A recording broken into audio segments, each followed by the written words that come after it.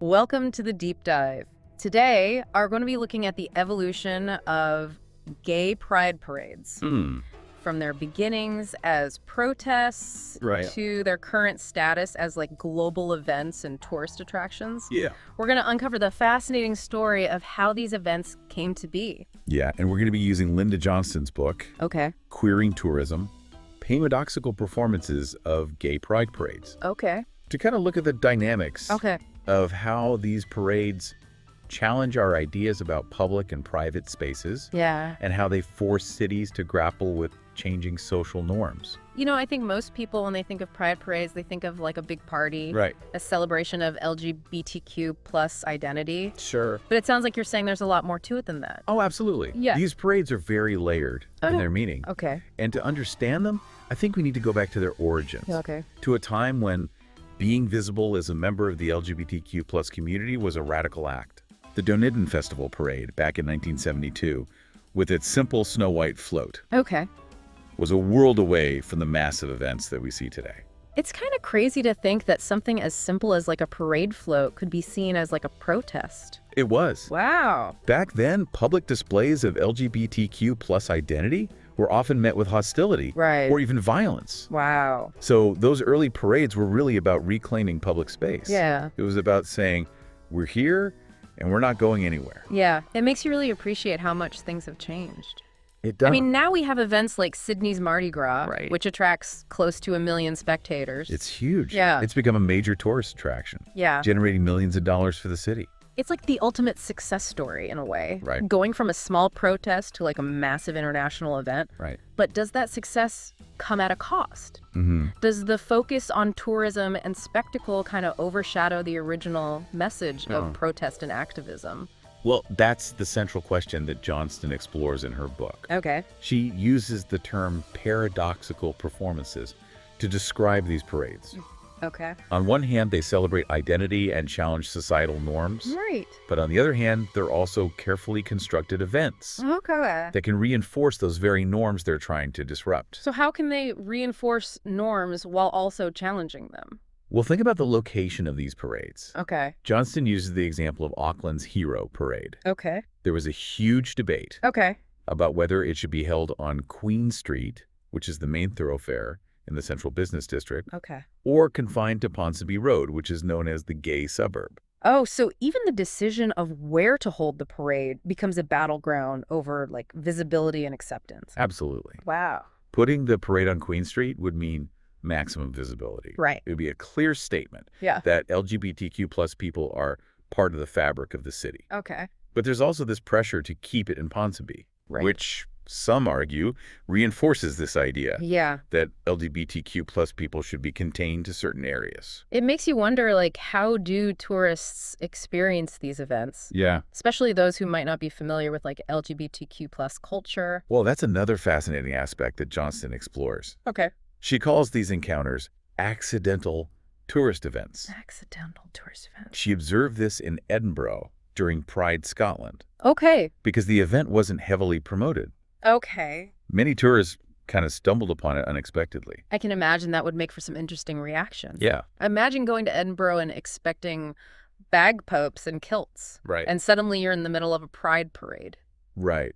And Johnston noted that a lot of tourists seemed confused, Okay. even uneasy. Right. They didn't have a tourist script for a Pride event. Right.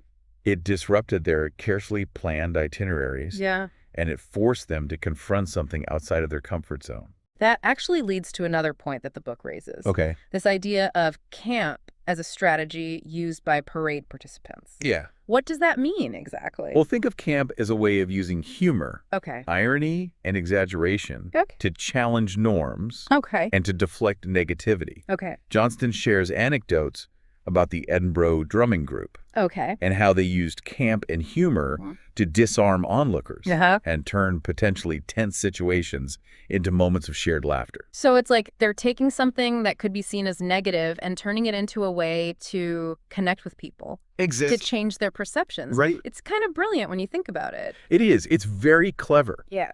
Camp becomes this way of reclaiming power, Okay. of subverting expectations. Okay. And it speaks to the larger point that these parades are about much more than just marching down the street. Right. They're about using performance Yeah. in all its forms Okay. to challenge the status quo and make a statement. So we've got this tension between visibility and containment. Right. We've got this clash between tourist expectations and unexpected encounters. And we've got the use of performance to reclaim power.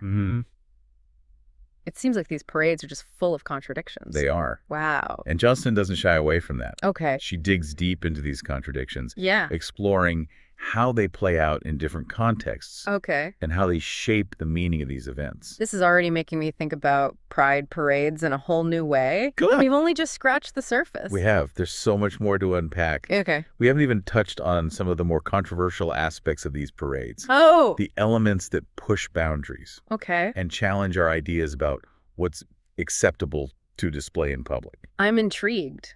Let's keep diving in. Okay. Okay, so we've been talking about how these parades challenge norms in so many ways, but the book also dives into some specific examples, like these male marching groups. Can you tell me more about them? Yeah. These marching groups are a fixture in a lot of pride parades. Okay. They often showcase these impressive physiques Okay. and perform these really synchronized routines. Okay. Think of groups like the Locker Room Boys in Sydney Okay. and the Hero Marching Boys in Auckland. Yeah, I've seen videos of them. It's quite a spectacle. Yeah, it's pretty impressive. But it seems like there's more to it than just like eye candy. Right. Johnston argues that these groups aren't just displaying masculinity. Okay. They're playing with it. Okay. They're using their muscles, their uniforms, their routines Okay. to create this really fascinating blend of hypermasculinity and camp.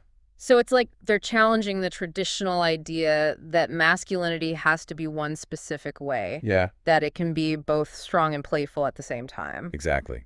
And Johnston notes that these groups get some really interesting reactions. Okay. She even quotes a TV commentary Okay. from the 1995 Sydney Mardi Gras, Okay. where the hosts were clearly amused, but also a bit bewildered Okay. by the Locker Room Boys and their towels. It's those moments of like, wait, what am I seeing? Right. That really make you question your assumptions. Yeah, it disrupts those expectations. And that seems to be a recurring theme with pride parades. It's like they're designed to make you think, to make you confront things that maybe make you a little uncomfortable. Right. They're meant to be provocative.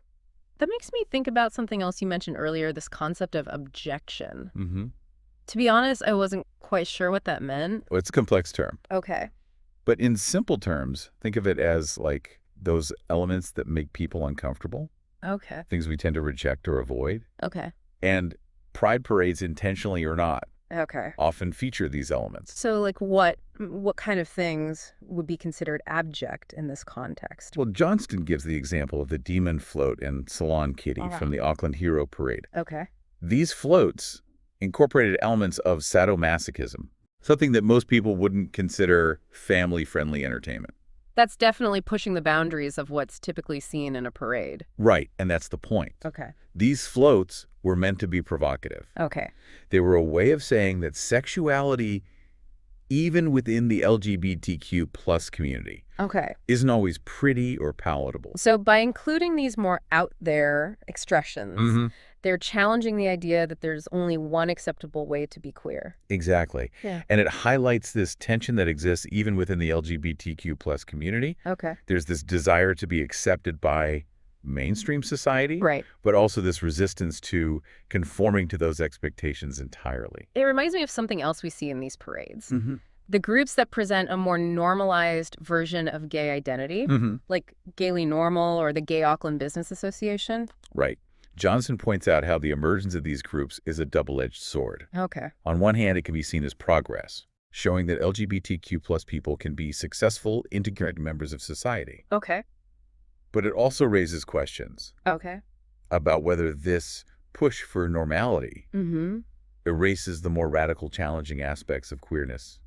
So we've got this tension between being accepted and pushing boundaries. And it seems like pride parades are this constant negotiation between those two impulses. Exactly. And the way that negotiation plays out is fascinating. Yeah. Another example Johnston uses is the Rainbow Youth Group in Auckland. Okay. Their float had participants wearing school uniforms, Okay. which might seem pretty tame at first glance. Yeah, what's so provocative about school uniforms? I mean, kids wear them every day. But think about it. Schools are often seen as these very heteronormative spaces Okay. where LGBTQ plus youth can feel invisible or marginalized. So by wearing those uniforms in the parade, they're subverting that expectation. They're making a statement that queer youth exists even in those spaces where they're not always acknowledged. Exactly. And it goes back to this idea of reclaiming space, Okay. challenging assumptions about where certain identities belong.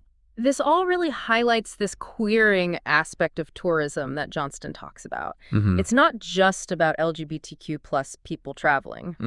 It's about challenging the very foundation of how we think about tourism. Right. It's about questioning the heteronormative assumptions that underlie so much of the tourism industry, Okay. from honeymoon packages to cruise itineraries to the marketing of destinations. And pride parades, in their own way, are a form of queering tourism. They disrupt those assumptions and force us to confront the diversity of human experiences. Absolutely. So with all this talk about like tourism and commercialization, it feels like there's this big question looming. Right. What's the future of pride parades? Yeah. Are they going to become so mainstream that they lose their edge? That's a big question. Yeah. And the book doesn't offer any easy answers. Johnston presents both sides of the argument. Okay. There is a valid concern Okay. that as these events grow bigger, Right. attract more corporate sponsors, Right. they could become more about profit and entertainment Yeah. than activism. Like the more palatable they become, the less likely they are to challenge the status quo. Right. But then there's also the flip side of that argument. Okay. Some people argue that increased visibility Okay. and mainstream acceptance can actually help advance LGBTQ plus rights. Okay. So the more exposure these parades get, Right. the more people are exposed to diverse expressions of gender and sexuality. So it could actually create more understanding and tolerance. Exactly. And let's not forget the economic impact. Okay. These parades bring in a ton of money for cities through tourism. Right. And that financial clout Yeah. can give the LGBTQ plus community more leverage Okay. when it comes to advocating for their rights. That makes sense. But I imagine there's always going to be that tension Right. between staying true to the roots of the movement and adapting to like the changing times. Yeah, and Johnston points out that even the idea of what it means to be like a normal gay citizen Right. is constantly evolving. Right. What might have been considered radical or subversive a few decades ago Yeah. might seem perfectly ordinary today. So pride parades will have to keep evolving too, finding new ways to challenge norms and push boundaries. Yeah, it's not just about what happens on the streets during the parade. Right. The book also touches on how the commercialization of pride Okay. has led to like the creation of specific tourist experiences, Okay. like gay-themed tours and travel packages. So it's like creating a space within the industry that caters specifically to LGBTQ plus people. Right. And there are arguments to be made on both sides. Okay. Some people see it as a positive step towards greater inclusion, Okay. while others worry that it commodifies queerness Right. and turns it into just another product to be sold. It's all so complex. It's like Yeah. there are no easy answers when it comes to these issues. Exactly. And Johnston's book doesn't try to provide those answers. Okay. Instead, it encourages us to grapple with the complexities, Okay. to be critical thinkers, Okay. and to engage in thoughtful dialogue Right. about the future of pride parades and LGBTQ plus tourism. You know, something else that strikes me is that this book really focuses mainly on Sydney, Auckland, Edinburgh, and Rome. Right. It makes you wonder what these events look like Yeah. in other parts of the world. Oh, absolutely. Like, imagine the parades in places like Sao Paulo, Right. Tel Aviv, or Mumbai. It's a whole different cultural context. It's a reminder that while there are these like universal themes of pride, protest, and celebration, the way those themes are expressed is going to vary depending on where you are. Exactly. And with the rise of social media and live streaming, Right. these events can now reach a global audience in real time. Someone on the other side of the world can experience the energy of Sydney's Mardi Gras, Yeah. or witness the creativity of the hero parade from their living room. It creates a sense of global connection and solidarity. Yeah, and it makes you think about how technology is shaping the future of these events. Right. It expands the potential for both celebration and activism, Okay. but it also raises new questions about authenticity and impact. It's definitely something to ponder as we continue to explore this like evolving world of pride parades. Right. This deep dive has been incredibly eye-opening. Good. I feel like I have like a whole new understanding of these events. I'm glad to hear that. Like, It's been a pleasure exploring this with you. yeah. And Johnston's book is a fantastic starting point for anyone who wants to dive deeper into this world Okay. of pride parades and queering tourism. Okay. It challenges us to think critically, to embrace complexity, and to recognize the power of these events Right. to shape our understanding of ourselves and the world around us. And that's a wrap on today's deep dive. We hope you found it insightful and thought-provoking. Remember, knowledge is most powerful when you apply it. Okay. So keep exploring, Okay. keep questioning, Okay. and as always, keep diving deep.